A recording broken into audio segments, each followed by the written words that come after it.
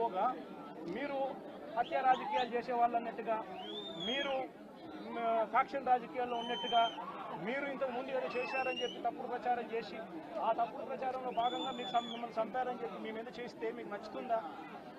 కనీసం పోలీసులు అనే వాళ్ళు ప్రేక్షక పాత్ర వీడి చంద్రబాబు నాయుడు అనే వ్యక్తి క్షమాపణ చెప్పాలి. మోస్ట్ ఇంపార్టెంట్ థింగ్, రాష్ట్రంలో జరుగుతూ ఉన్న దాడులను తాను ఖండించి క్షమాపణ చెప్పి ఇక మీదట ఇలాంటి పరిస్థితులు ఉండవు అని చెప్పి ప్రజలకు భరోసా ఇవ్వాలి. వైఎస్ఆర్సీపీకి ఓటు వేసిన వాళ్ళకు కూడా భరోసా ఇవ్వాలి.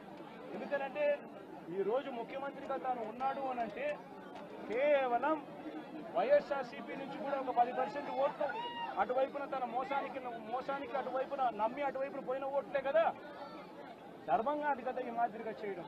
మొట్టమొదటిసారిగా చంద్రబాబు నాయుడు క్షమాపణ చెప్పాలి. పోలీసులు వాళ్ళ విధులు